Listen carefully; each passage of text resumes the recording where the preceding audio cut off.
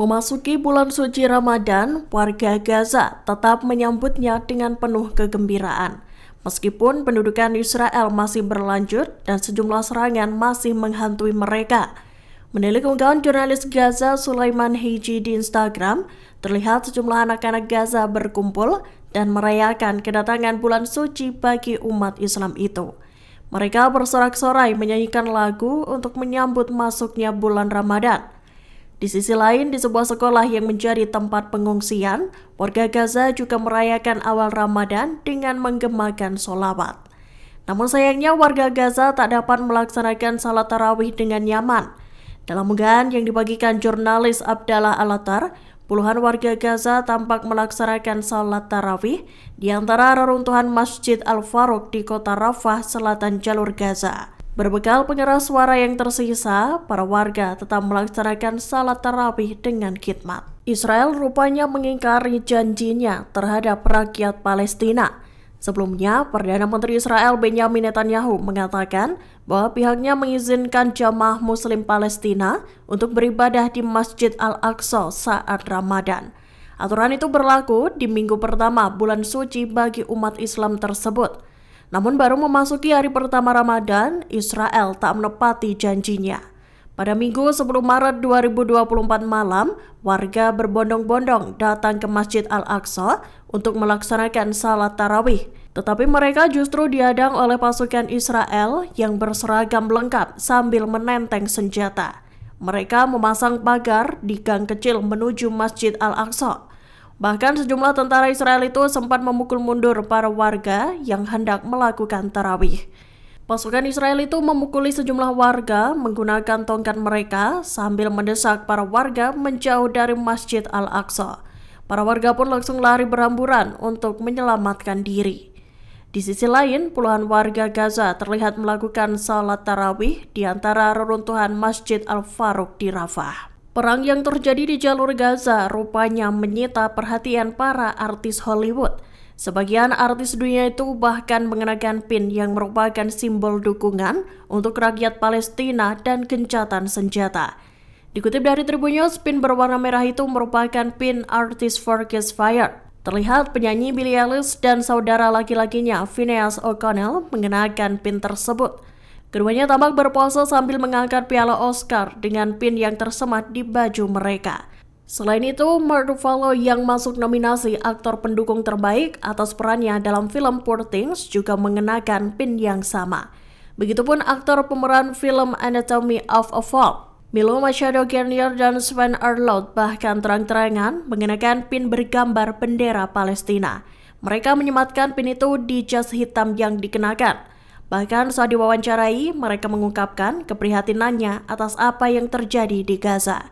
Keduanya menekankan perang yang terjadi di Gaza harus dihentikan. Sebagai informasi, kampanye Artists for Ceasefire menuntut Presiden Amerika Serikat Joe Biden dan Kongres untuk menyerukan deeskalasi dan gencatan senjata di Gaza dan Israel. Pin merah yang dikenakan para artis itu melambangkan dukungan kolektif untuk gencatan senjata segera dan permanen, termasuk pembebasan semua sandera dan pengiriman bantuan bagi rakyat sipil di Gaza. Sayap militer Hamas Brigade Al-Qassam kembali merilis rekaman aksi mereka saat menyerang pasukan Israel. Video itu dibagikan lewat saluran Telegram Al-Qassam pada Minggu 10 Maret 2024. Rekaman itu menunjukkan aksi penembak jitu Al-Qassam yang berhasil menaklukkan seorang tentara Zionis di selatan kota Gaza. Sang tentara ditembak dengan senapan raksasa Al-Qassam dari sebuah gedung di Tal Al-Hawa. Mulanya, tampak seorang penembak jitu Al-Qassam tengah membidik keberadaan dua tentara Israel yang berada di atas sebuah bangunan. Di saat itu pula, sang penembak jitu mengatakan bahwa dirinya akan memburu semua pasukan Zionis, seolah-olah dirinya tengah memburu bebek. Ia menyebut operasi ini didedikasikan untuk perlawanan Yaman dan pemimpin Ansarullah Abdul Malik Al-Houthi. Setelah berhasil mengunci targetnya, penembak jitu Al-Qassam itu langsung melesatkan pelurunya. Tentara Israel yang tertembak itu pun langsung jatuh dan tak berdaya. Setelah itu, klip menunjukkan sebuah kendaraan militer Zionis melancarkan rentetan tembakan. بنقول لجيش العدو الصهيوني وجنوده هنصيدكم زي ما بنصيد الباط وهتكون غزة مقبرة إلكم. وهذه العملية بنهديها إلى المقاومة اليمنية وإلى زعيم جماعة أنصار الله عبد الملك الحوثي.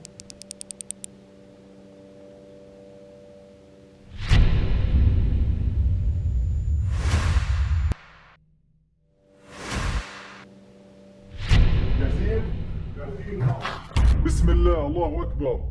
وما رميت إذ رميت ولكن الله رمى.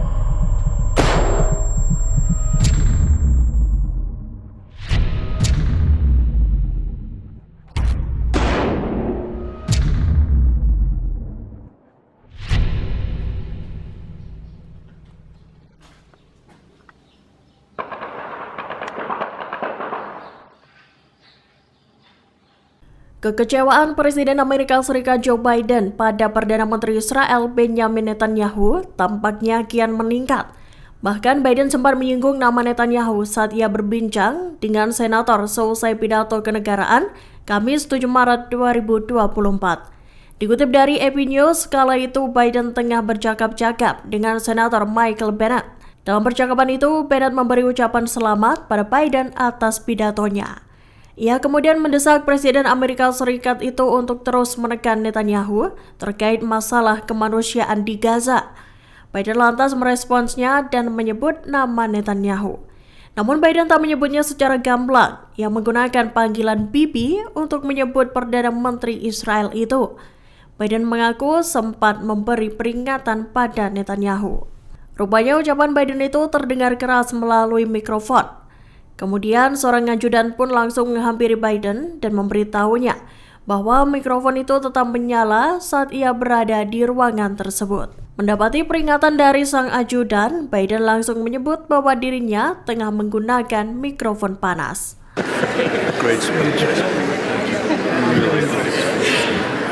I was telling your secretary, I was in Jordan and Israel this weekend, and just, you got to keep pushing what you're doing on the humanitarian stuff and all this shit. So, I told him, baby, I'll repeat this. I said, baby, you know I can't come to Jesus. sir, just Hotline called good. That was good. we'll see you. Download Tribun X sekarang, menghadirkan lokal menjadi Indonesia.